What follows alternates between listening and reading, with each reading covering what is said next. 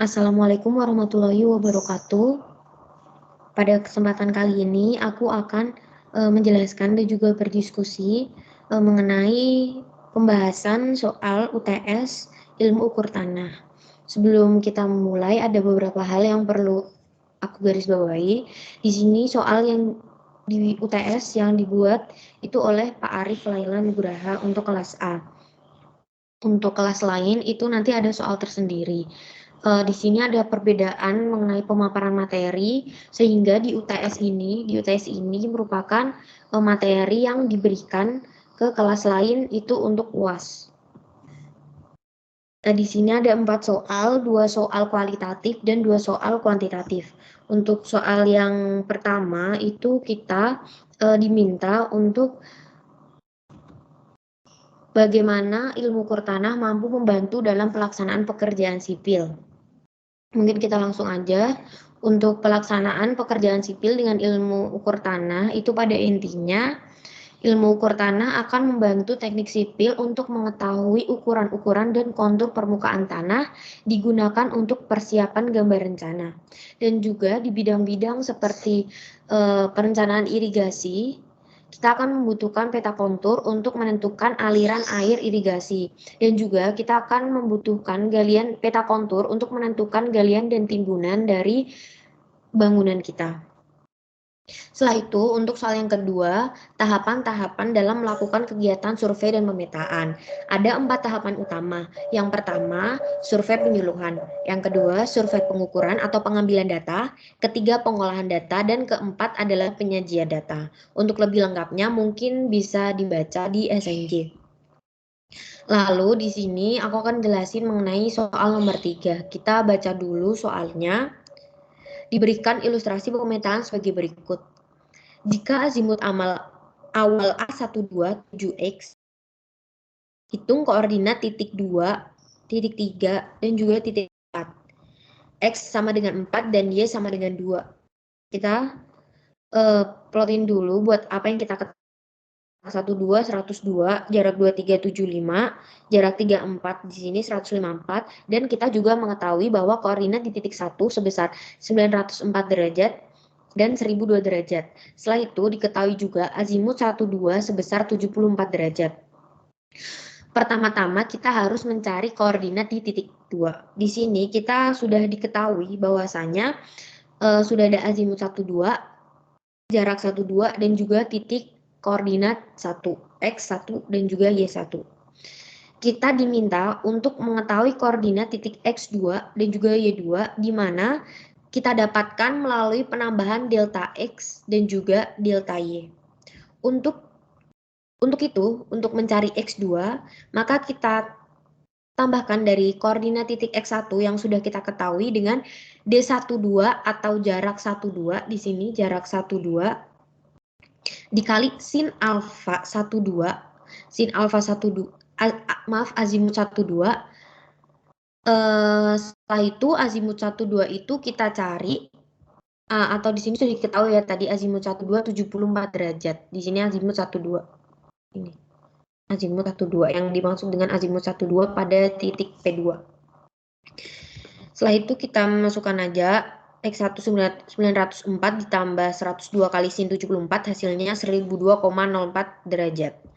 Setelah itu untuk kita mencari Y2, koordinat Y2 adalah Y1 yang sudah diketahui dikali D12 dikali cos azimut 12. Di sini perbedaannya untuk X kita menggunakan sin dan untuk Y kita menggunakan cos. Kita masukin aja angka-angkanya dan jadi 1030 derajat. Jadi koordinat di titik 2 itu adalah 1002 dan juga 1030 derajat. Setelah kita mengerti titik 2, kita next ke titik 3. Di sini di titik 3 kita X3 kita pakai X2 yang udah kita cari sebelumnya ditambah jarak 23 dikali sin azimut 23. Untuk mengetahui azimut 23 itu merupakan 74 derajat ditambah 40 derajat. Nah, ini didapat dari mana? Ini kita dapatkan dari di sini ada 74, kita tahu Bentar, di sini 74 derajat. Setelah itu kita perlu 74 derajat. Setelah itu di sini otomatis adalah 180 derajat. 180 derajat dan di sini 140 derajat. 140 derajat. Berarti untuk mengetahui jarak atau azimut A23, maaf, untuk azimut A23 di sini berarti dari azimut 12 ditambah dengan 180 dikurangin 140 sama dengan 40 derajat. Hasilnya adalah 114 derajat. Kita masukin aja, kita dapat titik X3 1070 dan juga Y3, perbedaannya hanya di sin dan cos, hasilnya 999 derajat. Sehingga koordinat di titik 3 kita ketahui 1070 sekian dan juga 999 sekian. Setelah kita mengetahui titik 3, kita selanjutnya ke titik 4 di sini. Nah, untuk mengetahui azimut dari 34, kita dapatkan dari di sini 150. Ini udah aku buat gambarnya. Di sini kan kita carinya azimut A34 ya. Azimut A34, sedangkan yang kita ketahui sebelumnya itu disebut dengan beta 34. Beta 34 itu 150 derajat. 150 derajat itu didapat dari mana? Itu didapat dari di sini tadi yang di soal sini 150 derajat. 150 derajat berarti 150 derajat dikurangin azimut 34 terus dikurangin 180 derajat. Nanti kita dapat 84 derajat untuk azimut 34. Kita masukin aja, kita plotin ke X4 dan juga Y4 sama seperti sebelumnya dan didapat koordinat titik 4 itu 1223 sekian derajat dan 1015 sekian derajat. Jadi untuk soal nomor 3 kurang lebih seperti itu. Setelah itu untuk soal yang nomor 4, kita lihat soalnya. Ini merupakan poligon tertutup di mana kita diminta untuk mencari P2, P3, P4, P4 dan juga P5 dengan diketahui BM dan juga U. Selanjutnya kita di soal nomor 4 ini mungkin bentar dulu. Nah, di sini dulu. Hal pertama yang kita lakukan untuk mencari soal nomor 4 itu kita harus mengkonversikan sudut. Konversi sudut di sini kita ketahui sudut di sini 99 30 aksen 20 aksen 2. Di sini 99 ya di sini maksud aku, ini tipe ini 99 derajat ditambah 30 aksen 1 dikali 1/60 ini untuk mengkonversikan menjadi derajat dan ini juga konversi untuk menjadi derajat. Itu menjadi 99,5 derajat. Kita plotting juga untuk B1, B2, B3, B4, B5. Jadi di sini iya, ini B1, ini beta 1, ini beta 2, ini beta 3, ini beta 4 dan juga ini beta 5. Setelah kita ketahui itu, hal selanjutnya adalah kita harus mengkoreksi sudut. Koreksi sudut ini kita lakukan karena konversi sudut yang telah kita lakukan itu siapa tahu itu ada beberapa sudut yang belum terkoreksi dengan benar. Rumusnya adalah N-2 kali 180 derajat dikurangin sigma sudut atau jumlah sudut. Di sini N adalah jumlah titik P. Kita ada 5 jumlah titik P, dikurangin 2 kali 180, dikurangin ini total sudut yang tadi kita udah konversikan. Dan buat koreksi sudutnya ada 0,002778 derajat. Kita bagi menjadi 5 karena titiknya ada 5. Jadi setiap titik itu akan kita tambahkan 0,0056 derajat. Di sini sudah ada sudut terkoreksi 99,5061. Ini berbeda dengan 9,505,556. Emang di sini kita membutuhkan ketelitian. Setelah kita mau koreksi sudut, hal kedua adalah kita mencari azimut PBM. Azimut PBM itu arctangen XB min XA per YB min YA, di mana XB itu merupakan titik BM dan A itu merupakan titik P1 di sini. Ini titik BM dan ini titik P1. Kita mau menyari azimut ini yang kuning, azimut PBM. Untuk menghitung azimut selanjutnya, kita masukkan dan kita mendapatkan 116,565 derajat. Jangan lupa untuk ditambahkan 180 derajat. Setelah itu kita harus mencari azimut masing-masing titik. Kita cari dulu azimut 1, 2. Ini angkanya dapat dari mana? Mungkin, nah di sini dulu. Azimut 1, 2. Azimut 1, 2 yang ini ya. Azimut 1, 2 itu di sini. Kita butuh azimut 1, 2. Kita buat dulu garis lurus, garis vertikal ke atas. Lalu kita buat jarak dengan si ini.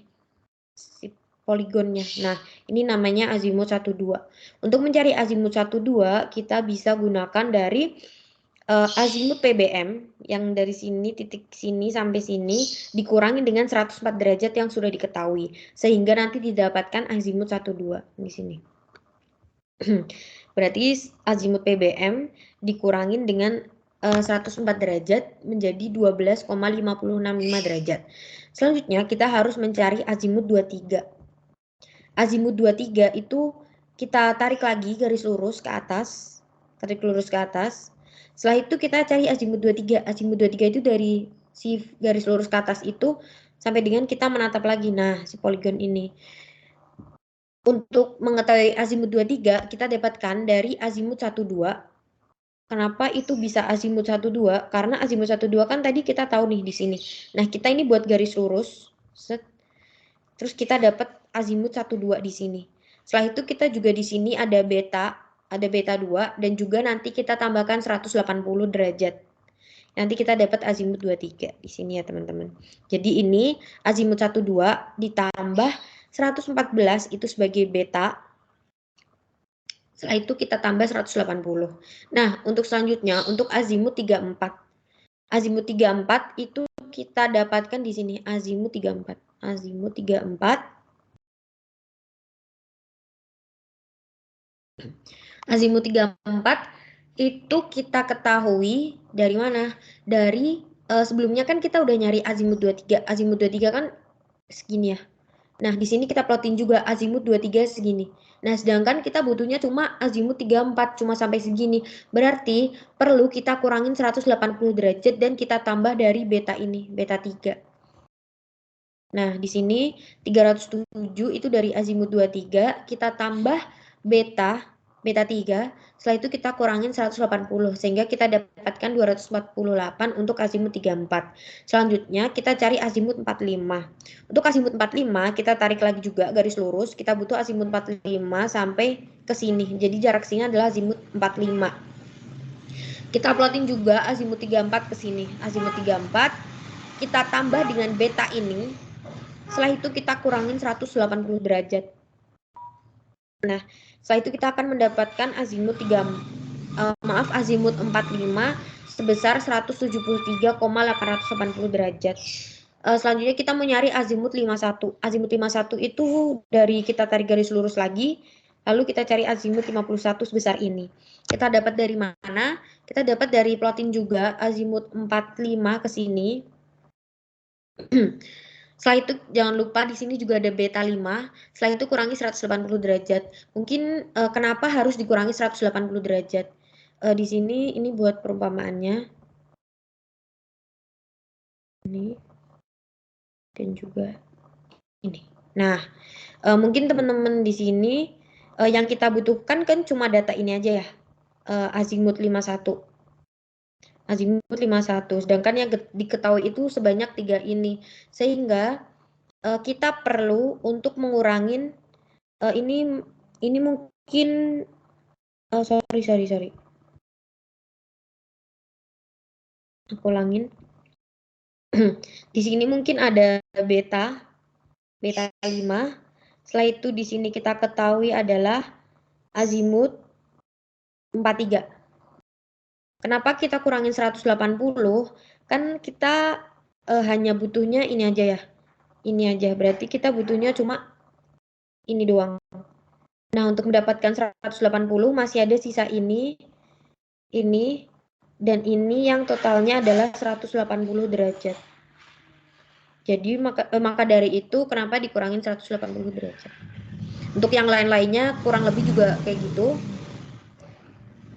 Setelah itu kita udah dapat juga A5193. Setelah kita dapatkan azimut 12, 23, 34, 45, dan 51, kita langkah ketiga adalah kita mencari panjang dari DX, yaitu panjang D12 dikali sin alfa. Atau delta X ya, ini mohon maaf, ini delta X yang dimaksud.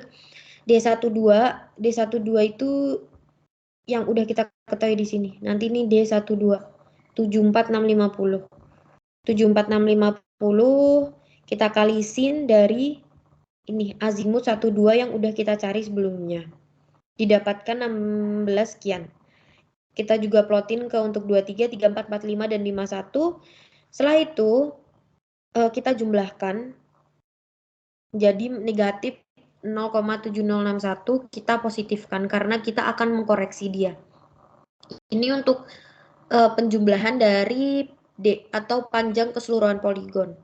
Setelah itu kita melakukan koreksi absis, di mana rumusnya untuk koreksi 12 sama dengan D12 atau jarak 12 dibagi total jarak dikali Fx. Fx ini yang udah kita positifkan. Nah, dapat sekian 0,1334, kita tambahin 0,7106. 0,7106 ini juga udah 0,7106, berarti udah oke. Setelah itu, setelah kita koreksi, kita tambahin nih absis koreksi yang udah kita lakuin. Di sini kenapa kita tambah? Karena ini hasilnya negatif. Ini hasilnya negatif sehingga perlu kita tambah. Nah, di sini X K12 dari 16240 yang D12 sin alfa yang udah kita cari ini, kita tambahin dari koreksi absisnya 0,1374. Jadi hasilnya 16,3773. Ini kita semuanya nanti perlu dikoreksi dan hasilnya harus sama dengan 0. Berarti jawabannya udah oke.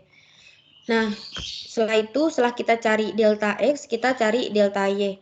Rumusnya D cos. Kalau tadi delta X kan D sin, ini D cos.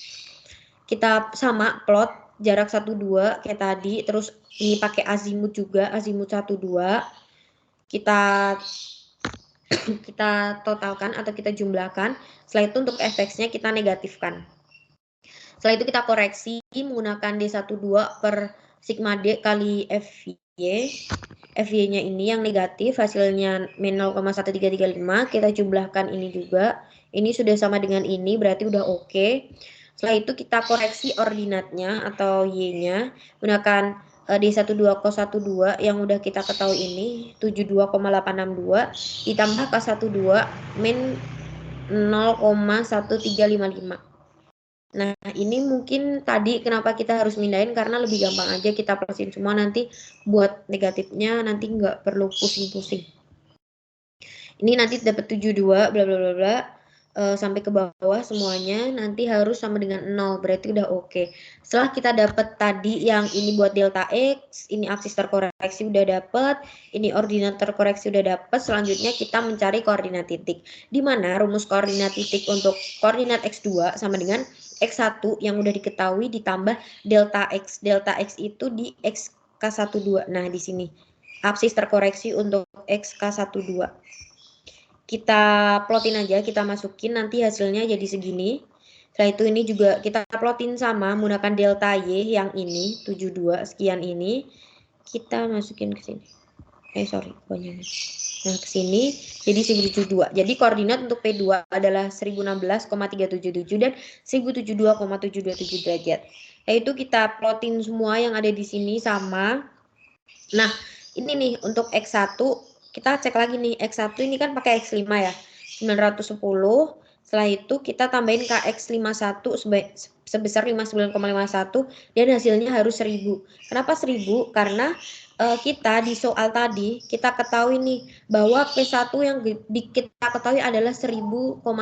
Jadi misal perhitungan kita di sini tidak 1000, berarti ada hal yang belum kita koreksi atau mungkin ada hal yang salah dari perhitungan kita. Di sini Y1-nya juga udah 1000, berarti udah oke. Sehingga kita dapatkan koordinat untuk P.P2, P3, P4, dan P5.